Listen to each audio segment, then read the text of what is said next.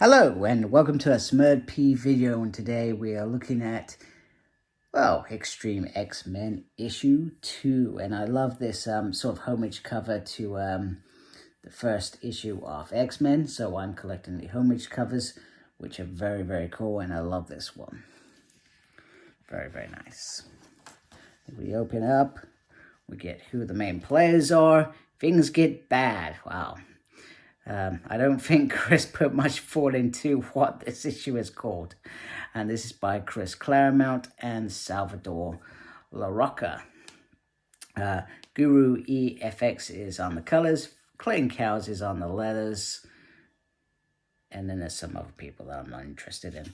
Anyway, so we get straight into the issue.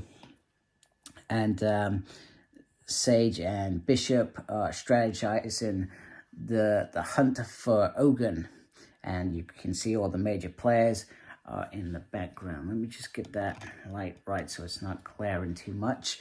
And basically what they're trying to do is that Catherine evicted OGUN's psychic essence. However, she is also still part of in OGUN undetected, so the intent is that they will track OGUN by going into Kitty's memories. And I think that although she trusts Phoenix, she still doesn't want lots of probing in her mind. You know, OGUN's gone into some of the deepest parts of her and sort of twisted things. So what they end up doing as they're going on this journey is she ends up facing off OGUN in this sort of dream state and distracting him, which allows Rachel Gray to, Rachel Gray at this point, not Rachel Summers, she changed her name. And she finds that he's in the disguise as a fireman. And more importantly, they are at, the other story in this X-Treme X-Men is Purity. He is at this rally. So they all go racing to confront the OGUN in this body. However, it all goes wrong because Wolverine is impatient at this Purity rally. While things are getting heated up in the background, Storm throws on the rain to try and calm them down and perhaps disperse this crowd. So, but Wolverine, he goes for the juggler, basically, because it's OGUN. He's an old enemy. He was once a friend, and he goes for him. So, but it's a big mistake because that plays into his hands to allow Purity to say, hey, there's a mutant freak attacking them. So, Phoenix sort of disguises them all so that they could talk in private. And as such, what they try to say to Logan is that Rachel would have nailed and trapped his psychic presence there and there, and he played you. You know, he goes, I know, I was played like an amateur. And then Storm reminds Kitty that Logan was thinking of you. He wanted this over quickly to protect you. However, that was OGUN manipulating them because he knows her. And then Gambit says, well, no offense, but OGUN doesn't know me. Pretty much the same as Kitty doesn't really know Gambit at this point in time. You know, if you think about the time when Gambit came on board, she was with Excalibur, and then there was only that period where she joined the X-Men in the late 90s that they were probably together for another big period of time. However, it's a good strategy. So Gambit's thinking like a thief. He's going to go find OGUN. However, also, Purity is inflamed. It's only growing, and they sort of detect that something's perhaps not right with this crowd. Something's manipulating them, etc. And meanwhile, this, I think it's a lady, is dispatched, but we don't know what that's about, but we'll find out very soon.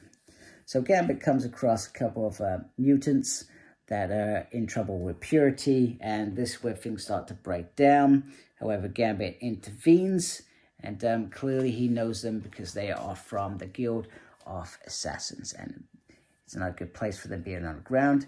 However, Rogue comes in and helps take some of the load off. So the kids say, you know what, we're doing what you taught us, take care of our own and help our city. And there's some mutants that have gone missing. So once again, that's a little background story that there are some mutants missing. So they're going to go find out what's going on. Meanwhile, babysitters Bishop and Sage find something on fire, and that this could be OGUN, and he's taken on a firefighter that has mutant powers to control fire, etc. So, which is pretty decent. And if you can see in the background, this is my cat who wants to come and say hello, which, yeah, hello darling, there we go. So she's joining in on the review of the comics. So meanwhile, in secret, the Kitty Pryde that is in OGUN's body, or sort of in the back of his head, decides to fight him, which releases the mutant firefighter, who decides to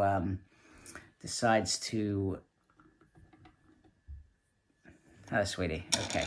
All right, so this is my cat, Tabsy. She clearly wants to join in the review so much that she switched my light off. Apologies, I don't usually get distracted by cats. Usually when I'm reviewing this, it's in my room, it's high up, whereas at the moment I'm downstairs out of the way, because I think my wife's watching Love Island. If you watch that, cool. Not my thing, but she likes it, so it makes her happy, it makes me happy. I get to review and carry on. So apologies for me being distracted by the cat. So anyway, the firefighter regains control after Kitty sort of breaks in there, and then Phoenix goes in to tackle him. So Bishop and Sage notice this pattern that OGUN sort of seems to be luring certain characters that will go and defend Kitty Pryde, and realizes that Phoenix going off is actually a mistake. Now, one great thing about this panel is you got this sort of lurking character, and at the end you got Sage behind us, which is brilliant. I really do like that. So, and sorry, also going back to Kitty, she is going to go help baby Phoenix. And we got the Sins of Sinister sort of promotion page, which is pretty cool. So coming not that long away, February 2023, Sinister's World Unleashed. And I will be reviewing all those, so please make sure you subscribe to my channel if you manage to get past my cat interfering and me being distracted, which is easily done when the cat's involved. So, Beastie Brute. Actually, it may be a gent looking at this picture here. And he is Purity's superhero. So they've created their own superhero. I'm not sure how. That is going to be very interesting how. And you can only think that that is perhaps hopefully linked to OGUN and what's going on, because they all seem to be manipulated. It all seems to be well timed. Now, we know Purity was one of Chris's storylines, and you hope that he's just, maybe he just feels like he didn't finish that properly. And we're probably right, didn't finish it, but was it grown enough to be finished? So pretty much the second half of this run is very, very battlefield, very action-packed, and very fast-paced, with Bishop and then Sage coming in. There's lots of adverts in the last part of this issue as well, which is okay. So Wolverine 30, the Beast agenda is revealed. So I was really interested in one of the X-Men issues recently, and I always refer back to Beast's trial, and maybe Dark Beast is finally emerging. So I'm really keen to actually start reading maybe Wolverine a bit quicker than I have been. So Sage tries to get in. She manages to hurt Beastie, but this Beastie, by the way. But she gets caught out quite quickly. Bishop goes to use his guns, so he's going full out there, and which is interesting because X-Men don't kill, but he's going to use them. So it's almost great timing that BC gets in there and sort of stops him. And then Sage, so Bishop goes to help Sage. However, you know, it just leads to a great line, time to throw out the trash. And then pretty much they fall. And this is the bit where he says, he's humanity's, this is humanity's home. No Gene jokes alive. And I'm Purity's superhero. Well, saviors. You are the first to fall, and Chicago's river will run thick with muty blood, which is brilliant. So they're out for the count, and then at the bottom we got next. Things get way worse.